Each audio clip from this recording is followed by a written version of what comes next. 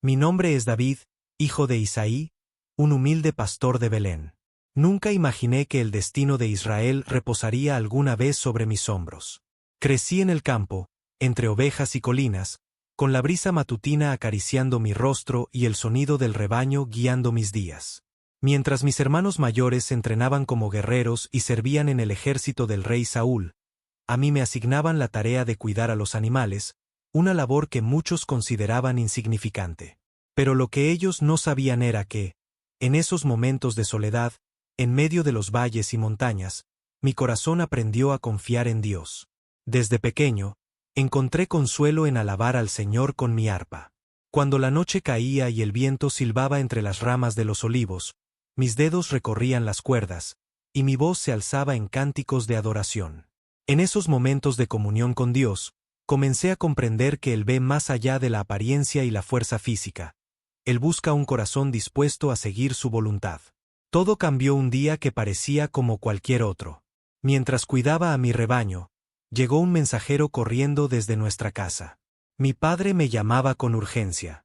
Me apresuré a regresar, y al llegar, encontré a un anciano de mirada profunda y presencia imponente, el profeta Samuel. El aire estaba cargado de misterio. Mis hermanos se habían alineado frente a Samuel momentos antes, y uno tras otro habían sido rechazados. Aparentemente, el Señor no los había escogido. Fue entonces cuando Samuel preguntó si quedaba otro hijo, y mi padre, casi con vergüenza, mencionó que yo estaba en el campo. Nadie había considerado que el más joven de la familia pudiera ser digno de la visita de un profeta. Samuel me miró fijamente, y sin dudarlo, tomó su cuerno de aceite y lo vertió sobre mi cabeza. El líquido espeso y perfumado descendió por mi rostro y mis hombros, marcando un antes y un después en mi vida. Sentí un fuego arder en mi interior, un peso invisible pero poderoso. Este es el escogido del Señor, dijo Samuel. En ese instante, supe que mi destino no era simplemente pastorear ovejas.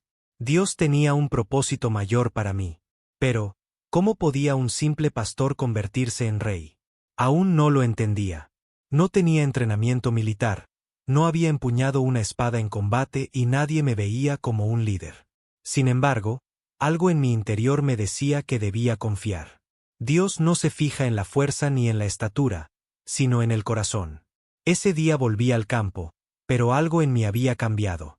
Las ovejas seguían siendo mis compañeras, pero ahora cada día me preparaba en silencio para lo que estaba por venir. Sin saberlo, mi tiempo de pastor me estaba entrenando para ser el rey que Dios había elegido. Poco sabía yo que, pronto, el destino me pondría frente a un desafío que marcaría mi camino hacia el trono. Un desafío que nadie en Israel se atrevía a enfrentar.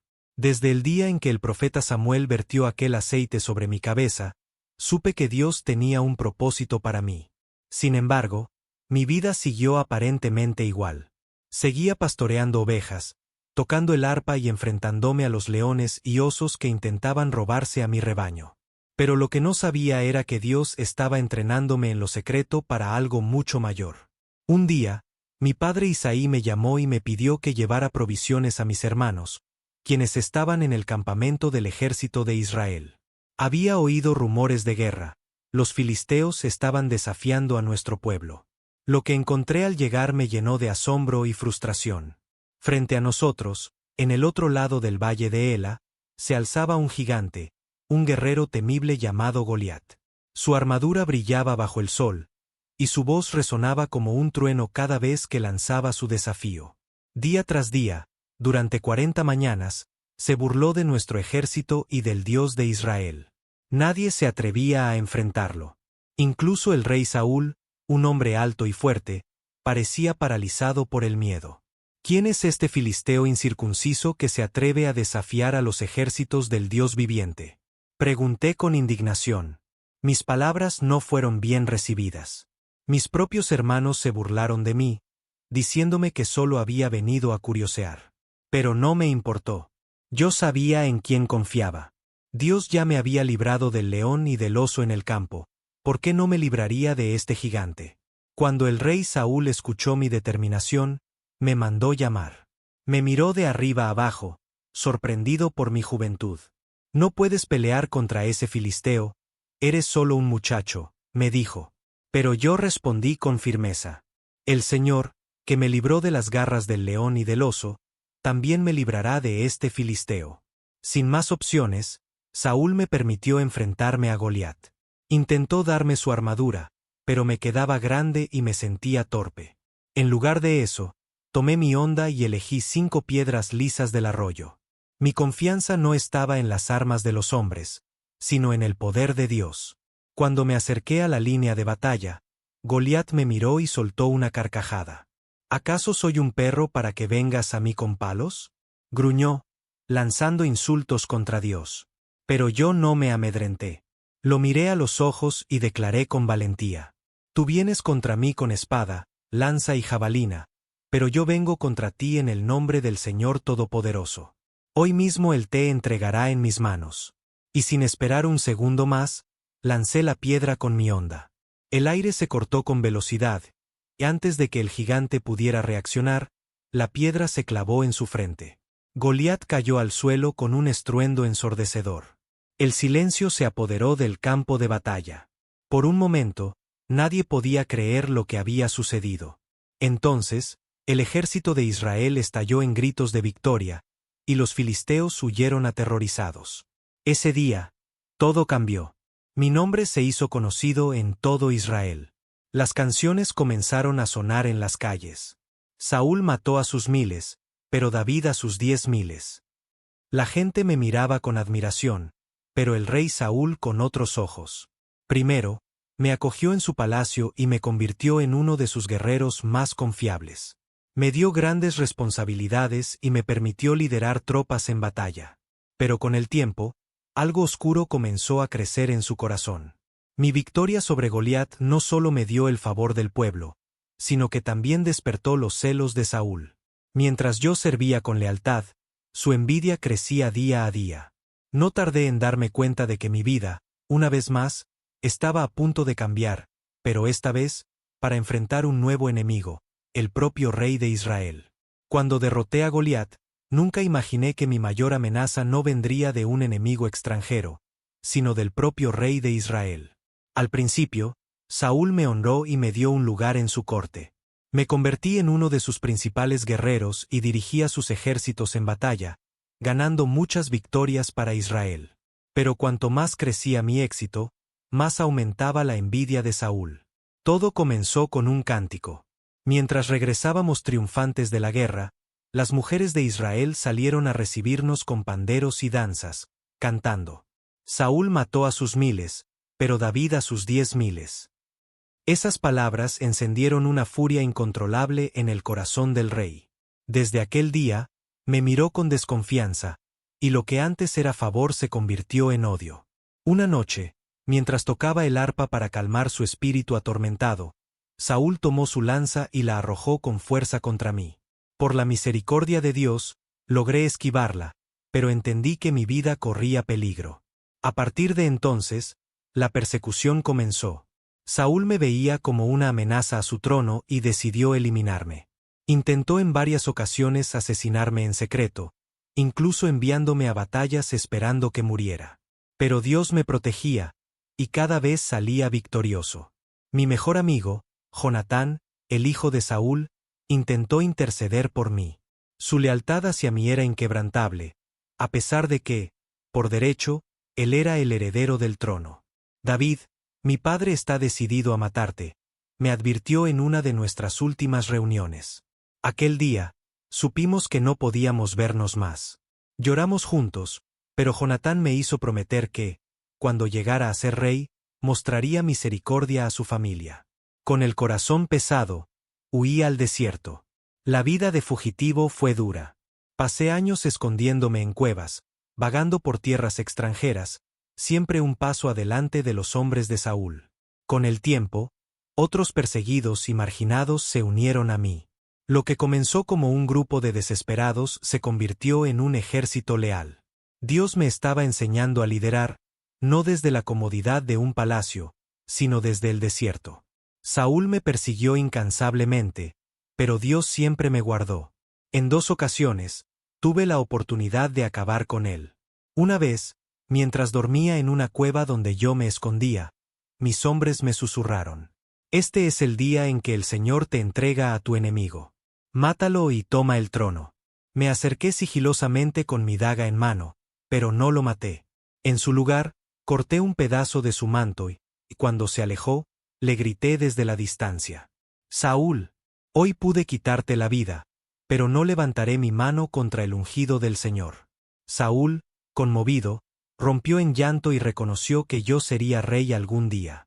Pero su arrepentimiento duró poco. Volvió a perseguirme con más furia. En otra ocasión, mientras dormía en su campamento, me acerqué y tomé su lanza y su jarra de agua. Desde lejos, le mostré las pruebas de que nuevamente había tenido la oportunidad de matarlo, pero no lo hice. El Señor juzgará entre tú y yo, le dije, pero yo no te haré daño. Saúl se quebrantó una vez más, pero su odio nunca desapareció. Mi vida de fugitivo parecía no tener fin. Sin hogar, sin descanso, me refugié entre los filisteos, fingiendo estar loco para salvarme. Fueron años de prueba y dolor, pero mi fe nunca se quebrantó. Sabía que Dios tenía un plan, aunque no entendiera cuánto tiempo más debía esperar. Hasta que, un día, las noticias llegaron. Saúl y su hijo Jonatán habían caído en batalla contra los filisteos. El rey que me persiguió por años había muerto. Y con su muerte, mi vida estaba a punto de cambiar una vez más. La noticia de la muerte de Saúl y Jonatán me dejó en silencio. Saúl había sido mi enemigo, el hombre que me persiguió incansablemente, pero nunca me alegré de su caída. Y Jonatán. Jonatán era mi hermano de pacto, el único que me comprendió, el único que creyó en el plan de Dios para mi vida, aun cuando ese plan significaba que él nunca reinaría. Al recibir la noticia, rasgué mis vestiduras y lloré amargamente. No por el trono que ahora se abría ante mí, sino por la sangre derramada de los ungidos del Señor. Pero el tiempo no se detuvo. Israel estaba sin rey, dividido y vulnerable. Mi pueblo necesitaba liderazgo, y Dios ya había decretado que yo debía gobernar. Fui llamado a Hebrón, la ciudad donde se reunirían los líderes de Judá. Allí, ante sus ancianos y príncipes, fui ungido rey de la tribu de Judá. Era solo una parte de Israel, pero era el comienzo de la promesa que Dios había hecho sobre mi vida. Sin embargo, el camino hacia el reino completo no sería fácil. Abner, el general de Saúl, proclamó a Is-Boset, hijo de Saúl, como rey sobre el resto de Israel. Durante años hubo guerra entre su casa y la mía, pero Dios estaba conmigo.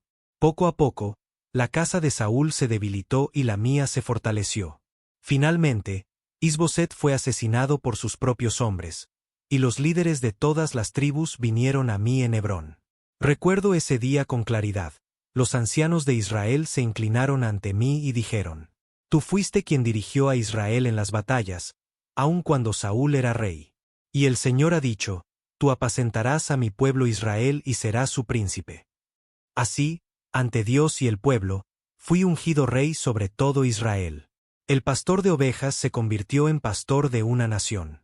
Uno de mis primeros actos como rey fue buscar un lugar donde establecer la capital del reino.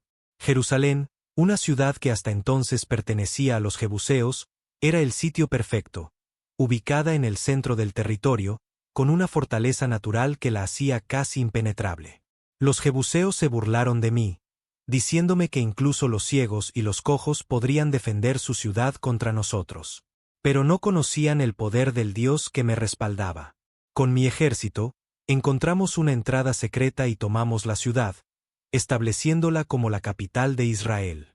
Desde entonces, Jerusalén sería conocida como la ciudad de David. No bastaba con tener un reino poderoso. Mi deseo era que Dios estuviera en el centro de mi gobierno. Por eso, decidí traer el arca del pacto a Jerusalén. Con gran júbilo, organizamos una procesión. El pueblo cantaba y danzaba, y yo mismo, vestido con un humilde efod de lino, me uní a la celebración.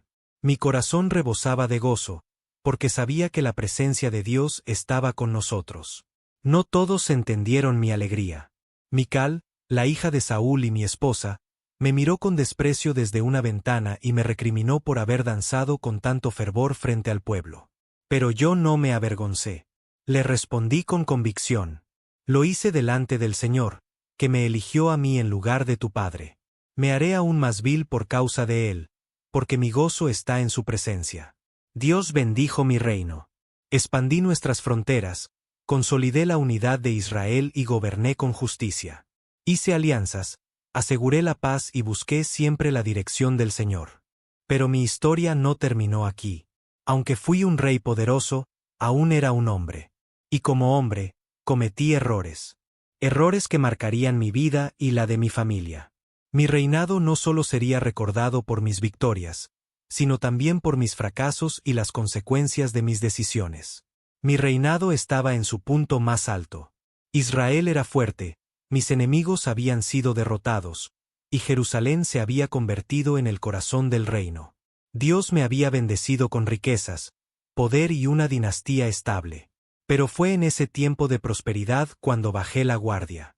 No en el campo de batalla, sino en mi propio corazón. Todo comenzó en la primavera, cuando los reyes suelen ir a la guerra. Pero aquel año, decidí quedarme en Jerusalén y enviar a mis generales en mi lugar. Una tarde, mientras paseaba por la terraza de mi palacio, mis ojos se posaron en una mujer que se estaba bañando. Era hermosa, y su imagen quedó grabada en mi mente. Pregunté por ella y me dijeron que su nombre era Betsabé, esposa de Urías, un soldado fiel que en ese mismo momento estaba en el campo de batalla luchando por mi reino. Sabía que debía apartar mis pensamientos, pero no lo hice. Envié por ella y cometí adulterio. Días después, recibí una noticia que me llenó de temor. Betsabé estaba embarazada. Sabía que este pecado, si se hacía público, traería deshonra y consecuencias graves. En mi desesperación por encubrirlo, llamé a Urías de la batalla y traté de hacer que pasara la noche con su esposa. Pensé que así él creería que el hijo era suyo. Pero Urías era un hombre justo. No quiso disfrutar de los placeres del hogar mientras sus compañeros de armas dormían en tiendas de campaña. No importaba lo que intentara, él no fue a su casa. Así que tomé una decisión aún más terrible. Lo envié de vuelta a la batalla con una orden sellada en su propia mano. Pongan a Urías en lo más peligroso del combate y retírense de él para que muera, le ordené a mi general. Y así sucedió. Urías cayó en la batalla, y yo tomé a Betsabé como mi esposa. Creí que todo había quedado oculto. Pero Dios lo había visto todo. Un día, el profeta Natán vino a verme. Con su rostro serio, me contó una historia. Había dos hombres en una ciudad, uno rico y otro pobre. El rico tenía muchas ovejas y vacas, pero el pobre solo tenía una oveja, a la que amaba como a una hija. Un día, el hombre rico recibió a un visitante, y en vez de tomar una de sus muchas ovejas, arrebató la del pobre y la mató para darle de comer a su invitado. Al escuchar esto, mi ira se encendió. Ese hombre merece la muerte, declaré con furia. Debe pagar 4 veces lo que tomó, porque actuó sin compasión. Entonces, Natán me miró a los ojos y dijo: Tú eres ese hombre. En ese momento, sentí que el peso de mi pecado caía sobre mí como una montaña. Dios me lo había dado todo, y aún así, había despreciado su palabra. Natán me dijo que, aunque no moriría, mi casa sufriría graves consecuencias por mi pecado. Caí de rodillas, con el alma quebrantada. He pecado contra el Señor, confesé. Me arrepentí de todo corazón, y Dios, en su misericordia, me perdonó. Pero las consecuencias fueron inevitables. El hijo que Betsabé y yo habíamos concebido enfermó gravemente. Ayuné, oré y lloré por días, suplicando a Dios que lo perdonara. Pero al 7º día, el niño murió. Más adelante, Betsabé y yo tuvimos otro hijo, Salomón, a quien Dios amó y eligió para reinar después de mí. El juicio de Dios no terminó ahí. Mis propios hijos comenzaron a levantarse unos contra otros. Uno de ellos, Amnón, cometió un terrible pecado contra su hermana Tamar. Mi otro hijo, Absalón, tomó justicia por su mano y lo asesinó. Luego, se rebeló contra mí y se proclamó rey de Israel. Mi propio hijo, aquel a quien amaba, se convirtió en mi enemigo. Reunió un ejército y me obligó a huir de Jerusalén. Volví a ser un fugitivo, esta vez no de Saúl, sino de mi propia carne y sangre. Cuando finalmente recuperé el trono, Absalón fue asesinado en la batalla. Al recibir la noticia, mi corazón se partió en dos. Absalón, hijo mío, ojalá hubiera muerto yo en tu lugar. Grité con dolor. Había ganado la guerra, pero había perdido a mi hijo. El precio de mis pecados seguía persiguiéndome. A pesar de mis fallas, Dios no revocó su promesa. Me dijo que de mi descendencia surgiría un reino eterno. Yo sabía que no hablaba solo de mi hijo Salomón, sino de alguien mucho mayor. Los años pasaron, y mi vida llegó a su fin. Pero mi historia no terminó conmigo. Siglos después, de mi linaje nacería el Mesías, Jesús, el Hijo de Dios. No fui un hombre perfecto. Fui un rey fuerte, pero también un pecador. Un hombre de fe, pero también de errores. Sin embargo, Dios nunca dejó de amarme. No por mis méritos, sino por su gracia. Y así, mi nombre quedó escrito en la historia no solo como un rey de Israel, sino como un hombre conforme al corazón de Dios.